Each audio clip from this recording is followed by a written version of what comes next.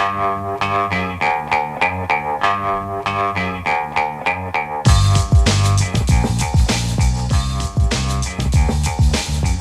Lehr on WNYC, and we'll close today with a peek at the 2025 Words of the Year, as I said before the break, as chosen by a few different dictionary publishers.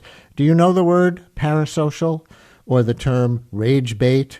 Do you use the term 6-7 to describe any people or things or your feelings about them? Those have each been named Words of the Year, the selection of which we might acknowledge is no easy feat considering the sheer volume of slang output we see on the internet these days, right? So joining us now to go over those three words and more, and the cultural shifts that they represent and that pave the way for their popularity, is Ben Zimmer, linguist, language columnist, and chair of the New Words Committee of the American Dialect Society. Ben, always great to have you on the show. Welcome back to WNYC for another year-end word crawl.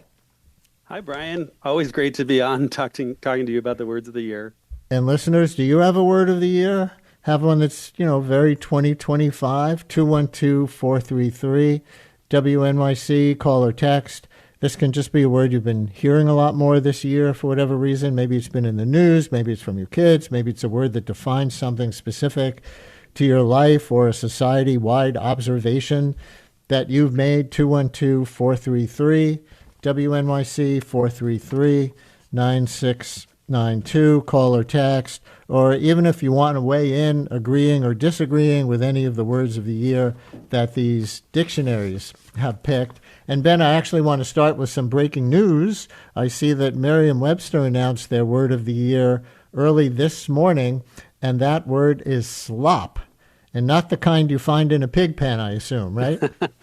No, that's not the kind of slop people are talking about these days. Merriam-Webster just came out with their announcement as their word of the year, and they define slop as digital content of low quality that is produced usually in quantity by means of artificial intelligence. And so this is AI slop that we're talking about, and this has unfortunately become all too common in our experience of just, everything that we see on our screens these days, and slop, unfortunately, sums up a lot of that AI-generated content that we're seeing these days. And I can see the heads bobbing out there saying, I have to find my way through that slop, slush my way through that slop, or whatever, all the time. Actually, I see that Australia's Macquarie, is that how you say it?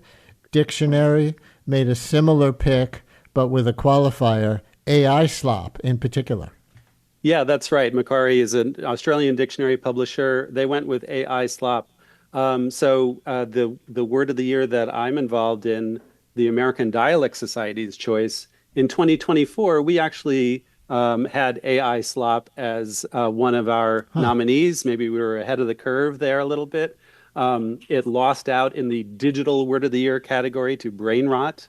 What's interesting, though, is that we don't even need to say AI slop anymore. Now in 2025, just saying slop is enough to get across what you're talking about. Right. People know that you're talking about something that's AI generated just by using the word slop.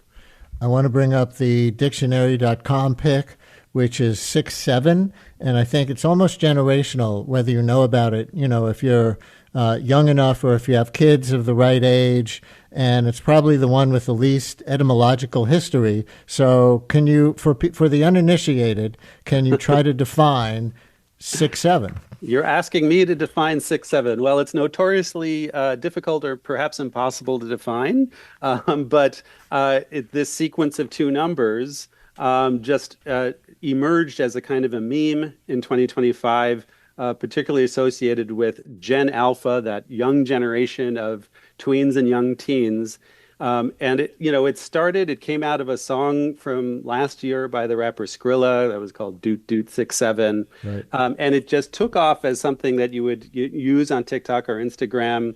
There was a basketball player named LaMelo Ball who's about 6'7". It got associated with him. And then suddenly every young person was saying it in this kind of mischievous way, let's say, where it doesn't necessarily mean anything at all, but it's just an example of what sometimes gets called brain rot, this idea that, meme-generated language and discourse for young people it doesn't necessarily have to have any concrete meaning. It's just something that you kind of enjoy for the sheer absurdity, the sheer kind of nonsensical power of just saying these two numbers.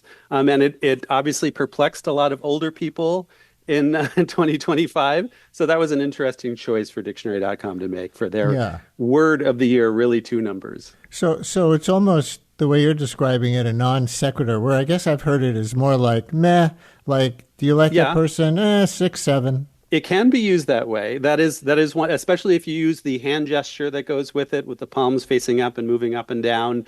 It can mean just sort of Right. like so, or maybe some of this, some of that.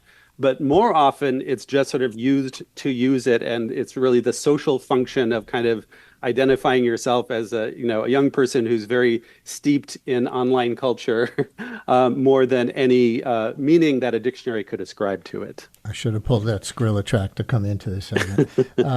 Jennifer in Middlesex County is a retired teacher who wants to comment on 6, 7. Jennifer, you're on WNYC. Hello. Hello. You mentioned the word absurd. So, according to my college kid's son, he said that this Gen Alpha's humor is absurdist humor.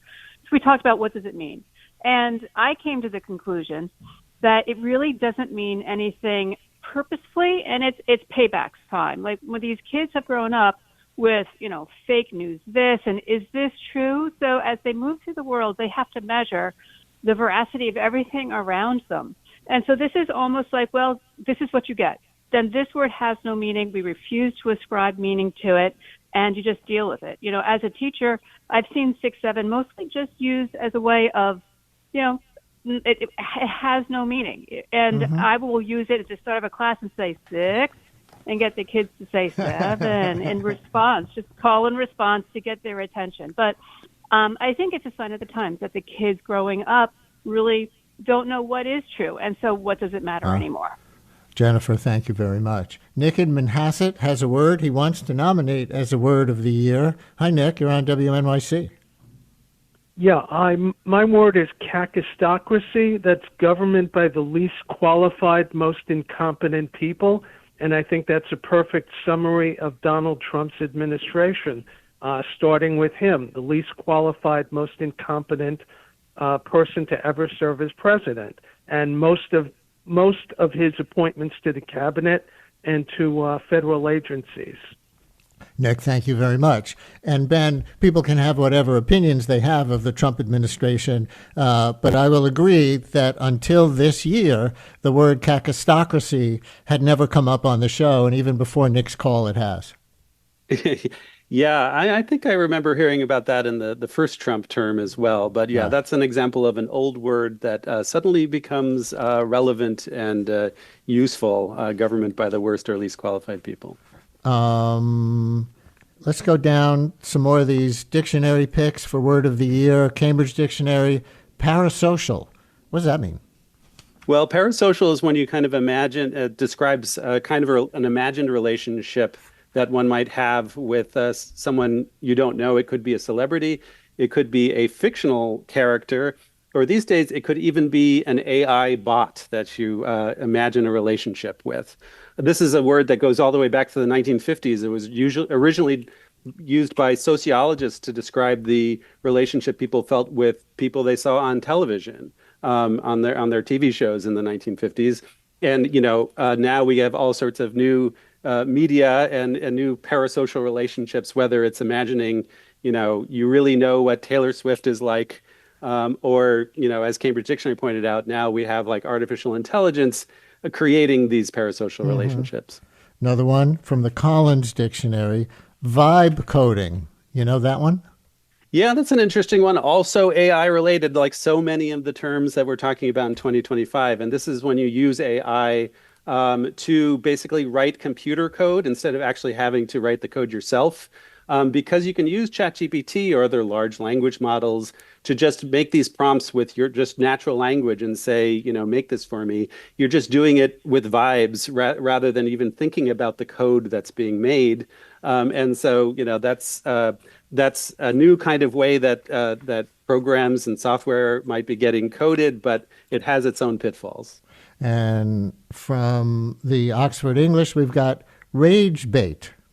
Rage bait, yeah, no, that's a great one too. And they define that as online content deliberately designed to elicit anger or outrage by being frustrated, provocative, or offensive.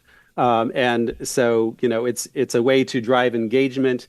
We've previously heard about clickbait or engagement bait, but now it's really about stoking outrage. And so rage bait is a very pithy way to describe, again, a lot of the content that we have to engage with online. I mean, one could argue that's half the reason for the polarization, to the extent that, extreme extent that we have it in our country, because social media rewards you so much for posting rage bait.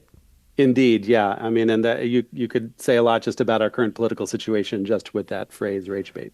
Deborah in Branchville has a possible word of the year. Hi, Deborah. Hi. Actually, I have a question about the derivation of some other words of the year. I'm a writer. Words are my business, and I'm very interested in vocabulary. And I suddenly realized that people were using the word agency all the time, as in she didn't have the agency to escape her marriage. And I thought, what do you mean, autonomy, self-control? For me, growing up, an agency was either a physical place, or I'd never heard it used in that term before. And suddenly, the moment I did notice it, it seemed like it was everywhere. And to me, it just seemed very, I don't know, over the top. It just seemed very affected. The other thing that does really drive me crazy is this misuse of the phrase. You do something by accident if you hadn't intended to do it, and you do something on purpose if you did. But I constantly hear young people saying, "Oh, I did it on accident." Oh, on accident. Deborah, I have to leave it there because we're just about out of time. Quick thought on agency, like 10-second thought, Ben? Well, yeah, I mean, that's an example, again, of an old word that kind of shifts semantically. We see that happening a lot. Slop as another example. It can sort of take on a new kind of meaning. Also, before we go, I just want to encourage people to send their nominations for Word of the Year to the American Dialect Society. If you go to americandialect.org, we make our selection after the year is over in the first week of January. So we'll be accepting nominations from the public. So please send those in. Well, maybe we will have to have you back, because so many people have others too. And everybody wants to talk about 6-7. Bye, Ben. Thanks. Thanks. WNYC is supported by Swan Galleries, with an auction of modern and post-war art on December 18th, featuring paintings by Al Loving, Will Barnett, and more, alongside a selection of mail art and Fluxus works. Information at swangalleries.com. The New Jersey Board of Public Utilities, offering community solar, focusing on providing solar benefits to low and moderate income households. More at nj.gov/BPU. This is WNYC FM, HD, and AM, New York.